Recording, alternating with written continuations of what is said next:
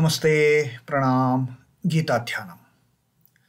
Om Parthaya Pratibodhitam Bhagavata Narayanena Swayam Vyasena Grathitam Purana Munina Madhye Mahabharatam Advaitam Ritavarshinim Bhagavatim Ashtadashadhyayinim Ambatva manusandadhami Bhagavad Gite Bhavadveshinim. O Bhagavad Gita, with which Lord Narayana himself gave enlightenment to Partha, the ancient sage Vyasa included it in the Mahabharata. O Goddess, showerer of the nectar-like knowledge of non-dualism contained in your 18 chapters, O my affectionate mother, the destroyer of rebirth, I meditate upon thee. Krishna Vandana. Vasudeva Sutam Devam Kansa Chanura Mardanam Devaki Paramanandam Krishnam Vande Jagat Guru. Son of Vasudeva, the slayer of Kansa and Chanur, extreme delight for Mother Devaki, O Lord Krishna, the supreme teacher of the universe, my salutations to you. Srimad Bhagavad Gita, our reading of this last 18th adhyaya of the Moksha Sannyasa Yoga. And Sri Krishna has just now completed telling us about the three types of the kartas, the three types of doers, the sattvic, rajasic and tamasic doer. How sattvic doer is always freed from all the attachments, freed from attachments to the fruit of the karma, free from attachment to the karma itself. The karma, the task that is being done, is done in a detached spirit. There is no me involved in it. Me is there only in the way of me, I am the instrument of the Lord. There is no ego involved. There is no aham. And that is how these firm-minded, the people with the sattvika tendencies, with the steadfastness, with the camaraderie, with the bonding of oneness with all the beings. And they are not worried whether the work they are going to do, is it going to see the day of success or is it going to see the failure? They are not worried about it because they know God is behind this work and I am the instrument the God has chosen me to work upon this. After that kind of sattvic karta, then there is the rajasic karta. The rajasic karta is completely attached to what the outcome of the work. Completely attached. If somebody tries to take away the half-done work from that person will go bonkers. That person will, create such a hue and cry. He's so much attached to the work, and that person is also kind of cruel. If somebody is snatching away the work from that person, he won't mind even eliminating that person who is, taking away the work from him or from her. He's hinsatmak. He's absolutely impure, ashuchihi. So that kind of attitude the rajasic karta exhibits. And rajasic karta, the rajasic worker, the rajasic doer also has the tendency of either expressing extreme joy or getting dejected in that extreme sorrow at the failure. The entire focus is on success or failure. And in that spur of the moment, that person can do anything which is not worthwhile doing, which is not absolutely unrighteous to do. So that person won't think twice of doing anything unethical, of doing anything illegal, of doing anything immoral. So that is the kind of sattvika tendency workers they exhibit. That is the sattvic karta. And about the tamasic karta, Sri Krishna has listed down all those unwanted traits absolutely unwanted, absolutely uncalled for traits if someone is leading the path of spirituality. These traits, these qualities, the ayuktaha prakrutaha stabdhaha shatho naishkritiko lasaha vishadi dirgha sutri cha karta tamasa uchyate, that person is absolutely ill fit to do the job. Ayuktaha, that person is unsteady, that person is totally unfit to do that job. Ayuktaha. Then prakrutaha is absolutely vulgar, highly materialistic, steeped in lust and greed kind of. And stabdaha, so arrogant, unbending, adamant, that stubbornness. Even if people are guiding that person, don't do like this, no way, it won't, good piece of advice won't enter the head at all. Absolutely stubborn, stabdaha. And then these type of people, they can be shataha. They can be great cheaters. They will adopt the mean of cheating some way to get the work done. They won't think twice. If I have to cheat somebody, I will cheat. So what? That is their attitude. Shataha. Then naishkritikaha, malicious nature. They will insult others. They will harm others.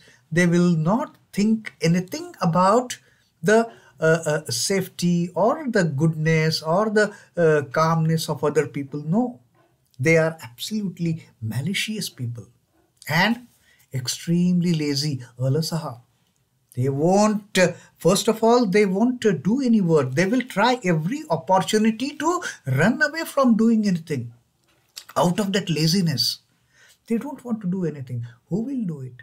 And this laziness then brings in that quality of dirgha sutri, that procrastination. Leave it. I will see. I will do it later. What is so hurry? If one saint has said that kal kare so aaj kare so ab, pal mein pralaya ho jayega, bahuri karega kab. That saint had said that if you have to do something tomorrow, do it today. And if you have to do something today, do it right now. But what is the attitude of these people? If I have to do it right now, I will do it sometime in the day, whenever I find time. And then if I have to do it sometime in the day, oh, I will do it tomorrow. What is the hurry in it? So that kind of a procrastination behavior these people possess. And what happens? Ultimately, they end up in being despondent, frustrated. They just break down. Vishada, they get into that state of vishada. So this is what Sri Krishna taught us, that beware of these qualities of getting into the trap of becoming a tamasic karta. Now Sri Krishna is going to tell further. Not just Sri Krishna is stopping after explaining to us the tri-vidhaṁ, the threefold jnana, karma and karta. That is not the end of Sri Krishna's teaching. Sri Krishna is further going to elaborate how these three types of gunas, how the three gunas, sattvic, rajas, sattva, rajas and tamas, how they also influence our intellect and our steadfastness, our firmness, our strength for that matter, our inner strength. So Sri Krishna says even these things are also dependent on the three gunas. Not only the jnana, the karma and the karta. And that is what now Sri Krishna is going to explain from 29th shloka onwards. The 29th shloka we are going to read today, the gradations of intellect in understanding and the firmness of mind. Buddher bhedaṁ dhṛiteśh chaiva guṇatas tri-vidhaṁ śhṛiṇu prochyamānam aśheṣheṇa pṛithaktvena Dhannanjaya. Now here again Sri Krishna is addressing Arjuna as Dhannanjaya, the conqueror of the wealth, the gatherer of the wealth.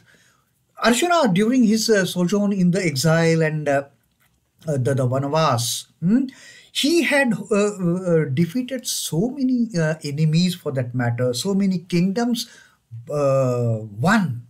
And Arjuna had gathered collected lot of riches from these kings, not only on the earth, but even the heavenly from the celestial beings. He had gathered so much of wealth, but that wealth was not for the use of himself. That wealth, Arjuna got it from these mean-minded kings, from these miserly kings who had all this wealth in their possession.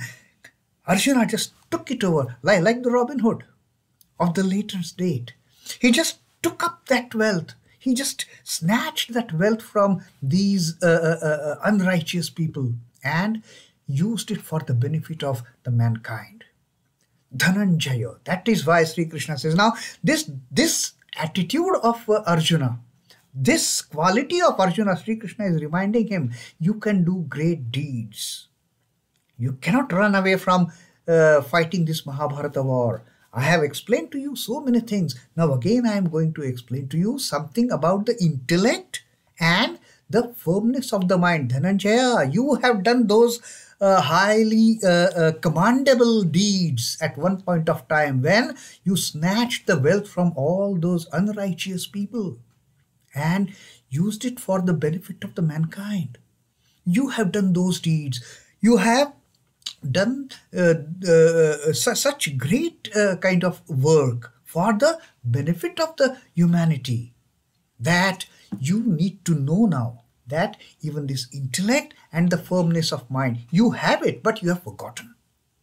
So Sri Krishna is once again giving a refresher course to Arjuna of the threefold buddhi and the threefold dhrita, the steadfastness, the firmness. Now, buddher bhedaṁ dhṛiteśh chaiva. Buddhe bhedaṁ, the divisions of buddhi, the divisions of intellect, the divisions of understanding. Dhṛiteśh cha eva. Dhṛiteśh is firmness, that steadfastness, that inner strength. And so the divisions of intellect, buddhi, as well as the steadfastness, as well as the firmness. Guṇatas tri-vidhaṁ śhṛiṇu. Guṇataha, the qualities. According to the qualities of three types, tri-vidhaṁ, śhṛiṇu. Listen from me. Listen from me now, the three types of buddhi and the three types of firmness. Prochyamānam aśheṣheṇam. Prochyamānam, I am declaring. I am just sharing it with you. Aśheṣheṇa. Aśheṣheṇa is in totality, without leaving anything in reserve. I am going to share with you this knowledge of the threefold intellect and the threefold firmness. In totality, I am not keeping anything hidden from you. Aśheṣheṇa prochyamānam. Pṛithaktvena. And again, pṛithaktvena is in details. Individually, I am going to tell you. Pṛithaktvena. That distinctly, individually, I am going to describe it to you, O Dhannanjaya. Listen to it from me and understand what you are. Understand what you can do. Understand what you ought to do. So that is Sri Krishna now. He is going to explain to us about the threefold intellect and the threefold firmness of mind. Here, the threefold distinction of understanding of the intellect, of the buddhi, and firmness of the dhriti. According to the gunas, as I explain them exhaustively and severely, fully, without hiding anything from you. Oh Dhannanjaya, hear it from me now. See what a wonderful teacher Dhannanjaya has got, and what a wonderful teacher we also have got. So here our teacher, our friend, our philosopher, our guide is now going to elaborate how people work, how people tend to use their intellect, which again is based on the three gunas. How people behave with their firmness of the mind in three ways. Again, governed by the three gunas of sattva, rajas and tamas. When Arjuna was itinerating in heaven or on earth during exile, he demanded and took away fabulous wealth from celestials and from earthly kings. That is why the epithet, that is why this name Dhannanjaya, Sri Krishna has addressed Arjuna as. So he is called Dhannanjaya or conqueror of wealth. But Arjuna's conquering wealth is not for holding, is not for personal use, is not for personal gains. Money is not intended to be hoarded and kept idle. It has to be circulated and made useful to a large section of people, and that is what Arjuna did. Whatever money Arjuna conquered, whatever money, whatever wealth Arjuna got over from these celestials and from these earthly kings, he just distributed it among the masses. Nothing he kept for himself or his brothers or his wife or his mother. Nothing he kept for themselves. But it was used for the right cause where rightfully that money was used. When that public purpose is not served, the ruling king has got the right to take possession of property and utilize it properly. That is what Arjuna did. He collected it and utilized it properly. Arjuna discharged that kingly duty very efficiently. And Sri Krishna is reminding Arjuna by telling him, you are Dhannanjaya. Don't forget the great deeds you have done. But I will still explain to you what are the different types of buddhi so that you further understand what you ought to do at the end of this discourse. Buddhi or understanding is the faculty of distinguishing between good and bad. Now, this we have spoken of so many times during the course of this reading of the Bhagavad Gita, that it is the intellect which drives us to understand whether a thing is right or wrong, to understand whether the thing is moral or immoral, to understand whether the thing is ethical or unethical. That is the power of discernment that the Lord has given to us, and which is much higher than even the thinking process of the mind. Mind is at a still lower level for that matter. Above mind is the buddhi. Buddhi is always cautioning us. Buddhi is always telling us, do this, don't do this. Buddhi is always kind of giving us hints. That is not good. That is evil. That is illegal. That is immoral. That is unethical. Don't go after it. Don't go after the sense pleasures. Don't go after what senses are telling you to do. Buddhi is always telling us, but we are deaf to that call. We have closed our ears to that advice, to that cautioning note. And that's why the whole problem starts. Now, even this intellect, Sri Krishna says, is of three types. And because of the intellect, if we listen to the intellect in the right manner, we can attain to that firmness of mind. I am not going to do it, means I am not going to do it. We can become firm, but that firmness becomes shaky because the buddhi also becomes shaky at times with the influence of sattva, rajas and tamas. And then our firmness gets diluted. Our firmness gets corrupted at times. And at one point of time, when we very strongly decide not to do it, then that element of doubt, element of confusion, it starts creating, and that firmness gets destabilized. And then we can't stop ourselves from doing the thing which intellect in fact is telling us not to do. But now the intellect itself is under the influence of sattva, rajas, tamas. So this firmness of mind that we possess also becomes influenced by sattva, rajas, tamas. So that is what Sri Krishna is going to tell us in the coming verses. So there are three grades of grasping power, and there are three ways of the firmness of mind. Now here, let us read this beautiful example that Sri Ramakrishna gives. That on this, the influence of three gunas on the intellect as well as the firmness of mind. Sri Ramakrishna is telling us this story. He is giving this example that Dolls may be made of sugar, cloth, and stone. We can have dolls made out of candies. The sugar is shaped into some doll. Dolls can also be made from cloth, or dolls can also be carved from stones. The sugar doll soaked in water dissolves away. You can take a sugar doll, put it in water, in a pot of water. What happens? The sugar just dissolves. That doll just vanishes, becomes one with the water. Then the cloth doll absorbs plenty of water. It soaks water, but does not lose its individuality. The cloth doll will absorb water, will become fat. It will not lose its identity of being a doll. The stone doll does not allow water to percolate. The stone doll will just go to the bottom of that pot where the water is, and it will just lie low. Nothing. It won't take any water. It won't become fat. It won't dissolve. It will remain as it is, the stone-like. Men who are prepared to merge their individuality in the Paramatman are like sugar doll.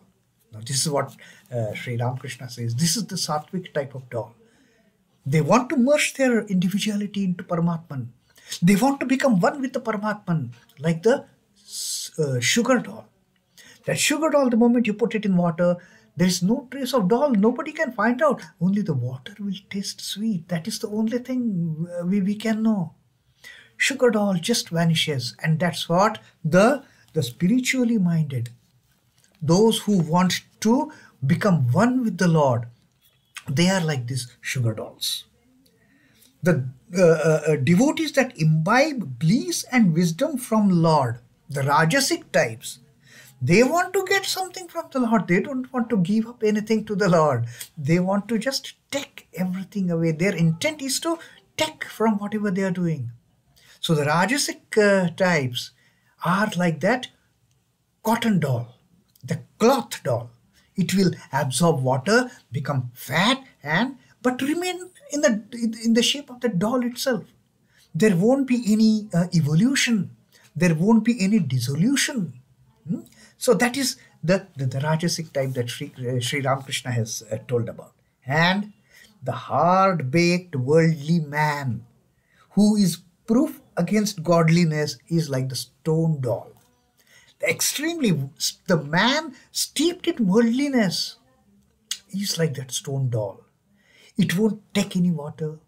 It won't lose its individuality. It will remain stone as a stone, and that is the tamasic type. So this is again Sri Ramakrishna has beautifully given us the explanation on how the three gunas, they can make us or break us. Now in making us is actually breaking us, like that sugar doll. It is vanishing us, it is disintegrating us, it is dissolving us into that Paramatman. That is the ultimate goal for all of us. So Sri Krishna has just here made the introductory remark that he is going to explain, as he is going to explain to Dhannanjaya, about the three distinctions of the buddhi, intellect, and the three distinctions of dhriti, the firmness of mind. Let us hear from Sri Krishna in the coming verses on this. Till then, Om Namo Bhagavate Vasudevaya. Sri Krishna Arpanamastu. Jai Sri Ram Krishna. Jai Thakur. Jai Ma. Jai Swami Ji.